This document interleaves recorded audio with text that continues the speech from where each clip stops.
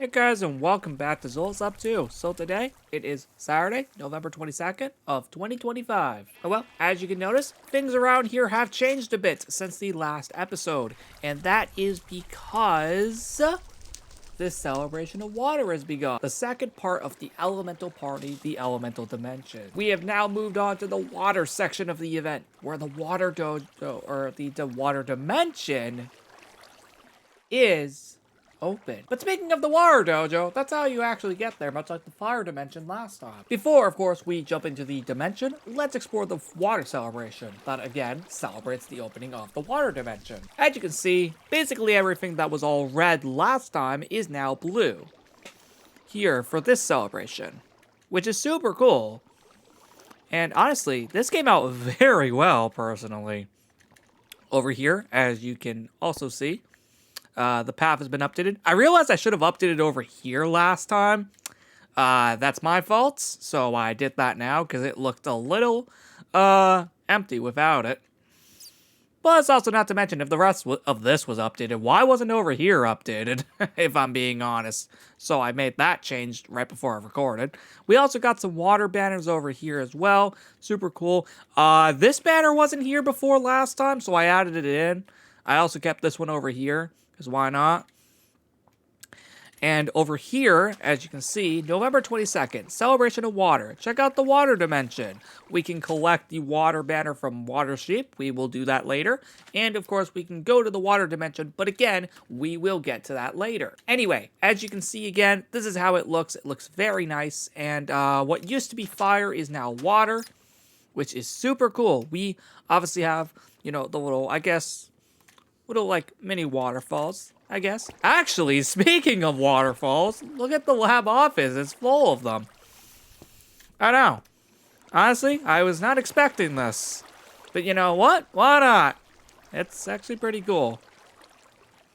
Anyway, the lab office, as you can see, I don't know where the heck Mr. Sheep went. Anyway, as you can see, there are waterfalls all across the room. And also the tube coral blocks also all across the room.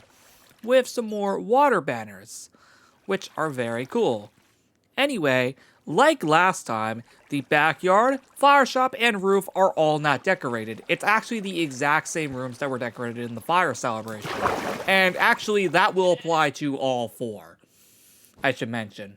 So no new rooms were added outside of the ones that were already decorated in the fire celebration. Starting off with the meeting room, there are some banners here that were supposed to be implemented in the fire celebration, such as these four in this room. I want to apologize, they're here now. Anyway, as for the room itself, we have the prismarine couch here and the tube coral table. Super cool. You might also notice that all the lights have been changed to sea lanterns. Oh, and just to make myself very specifically clear, the sea lanterns that are up here are actually normally supposed to be here when the lab's normal anyway, so technically they're back permanently after this, unless I change them again for another party. But as for the rest of them, they're only here for this party on the downstairs. The sheep rooms also now has banners after not doing it last time. Again, I apologize. There were supposed to be banners in here last time. The bed has been updated, reflecting the light blue, cyan, and dark blue colors for the water celebration. You might also notice that all the pipes have been flooded, and actually, that is exactly what happened. But there's nothing down there. I just wanted to show you that yes, they are all flooded. The stairs have also been decorated. All of them, actually. But yeah, see? Even this pipe down here is flooded too. But that's besides the point. What is the point, though, is that this room is decorated, with water banners all over the place. Anyway, super cool. Heading into the TV and game room, we have another prismarine themed couch. And also, we finally have banners in this room, which once again, were supposed to be here in the fire celebration. But now they're here.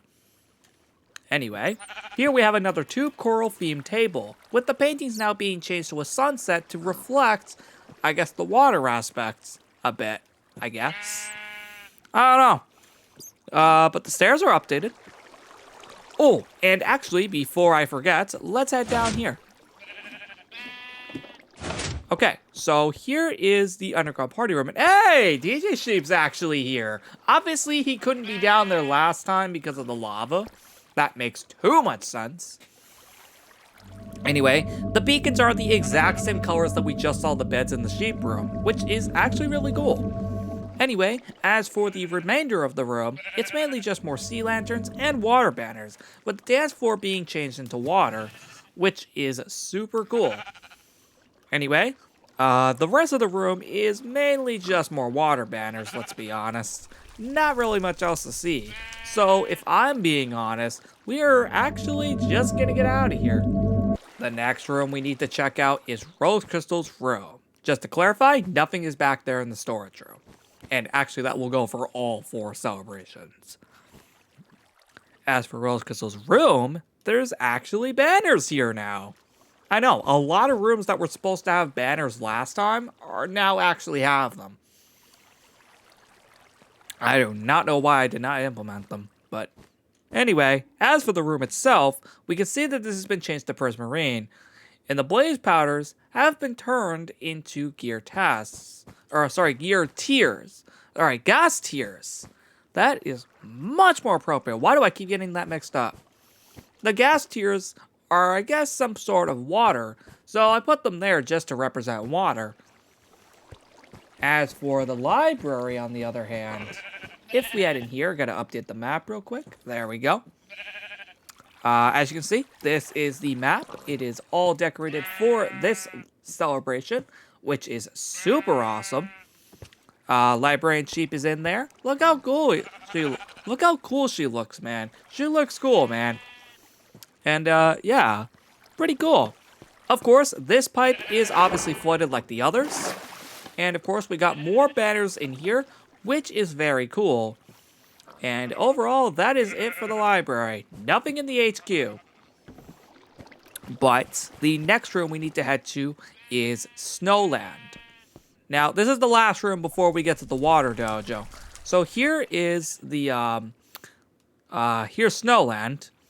So, as you can see, we got some banners, we got some lights, and we got more Prismarine blocks, which are super cool. And more tube coral blocks over here. Oh, and of course, like all the others, they are flooded.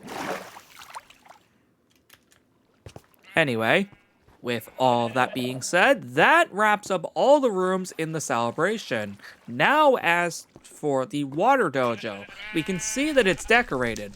And heading on in here, we can collect the water banner by Water Sheep, right here, as that message said earlier. Now, as you can see, the water dojo is decorated, which is actually really awesome. And I'm not gonna lie, this actually looks pretty cool. Now, here's the thing. The water dimension entrance is right here. Formerly, there used to be a torch in the middle, but it is removed now in favor of the dimension entrance, which is here permanently, by the way, just like the fire dimension. Now these 2 torches will be here permanently. Not the banners, though. They'll be removed after the party, but actually do take a look at them. It's pretty cool. Yeah, no, seriously, these actually do look really cool. And yes, I'll actually put that banner there, because it looks a little empty. Anyway, that's how the room looks, and overall, in order to access the water dimension, you obviously gotta get all 4 pieces of armor that we got around 5 years ago, in the first elemental party in 2020. Basically, remember the little battle systems that we made over 5 years ago during that party? Well, yeah, you gotta complete it all in order to actually gain access to the dimension. And this will also apply after the party, as well. But first, we gotta go onto these stepping stones. Now, since we've already completed the respective elemental journeys years ago, I literally could just do all of this without even needing to do the mob fight. Because, here's the thing. If we are to head over here, you could definitely see there was a waterfall. Now, here we are in the water dimension. Like last time, well, we got Water Sheep. Well, again, that's assuming he doesn't die. God dang, I should have given him water breathing. Okay, I've done that now. I have given him some water breathing. And I'll keep this in my inventory just in case he dies again. But yes, here is the water dimension. This is actually really cool. And yes, we get to explore yet another really cool area. It's all decked out. And is how it'll be permanently. Yep, this is how it looks. It is a very nice looking dimension. Oh, and yes, that was the portal to go back to the water dojo. Now, we're gonna see if we can actually get this guy in here, because it's actually quite interesting to see if he can actually spawn. Never mind, I had to straight up respawn him entirely. So, that's unfortunate, because that normally takes a few seconds. But overall, here's the water dimension. We're now inside the water temple, I guess, for this. I swear, man, I feel like a lot of these are probably just going to be temples at this point. But hopefully we can keep the guy coming with us. It will be a little harder because we're underwater.